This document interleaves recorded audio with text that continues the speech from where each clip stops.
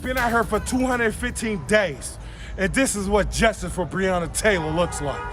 Protesters back out on downtown Louisville streets tonight after news that 2 more LMPD officers are facing termination for their roles in the March 13th death of Breonna Taylor. Thanks for joining us here on the Night Team. I'm Shay McAllister. 9 months after Taylor was shot and killed, the chief of police has taken the first step to fire 2 more officers for their part in her death. Detectives Joshua Jaynes and Myles Cosgrove both received letters of termination from the department today.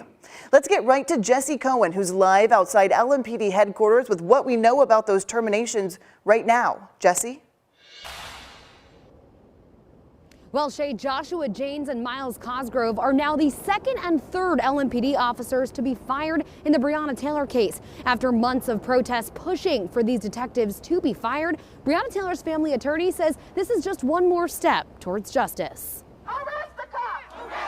We've been hearing the chant, "Fire the cops that killed Breonna Taylor," for months. Today, that became a reality. And we're going to continue to fight for justice for Breonna, but we are happy and we will take this small victory today. Interim Police Chief Yvette Gentry handing down 2 letters of termination Tuesday to detectives Myles Cosgrove and Joshua Jaynes. That's just one part of what Lenita Baker, the attorney for Breonna's family, has been making a case for since the beginning. Our long-term goal is that the officers are held criminally responsible for the murder of Breonna. Cosgrove fired the shot that killed Breonna Taylor, and Jaynes is accused of lying to obtain the search warrant of her apartment. Without that search warrant, none of the events of March 13th would have been set into action, causing the death of Breonna Taylor. Cosgrove's letter has not been released, but Jaynes's letter outlines violations of preparation for search warrant execution and truthfulness/untruthfulness. I'd heard rumors that it was coming, but I was still shocked that LMPD would propose to terminate Detective Joshua Jaynes. His attorney, Thomas Clay,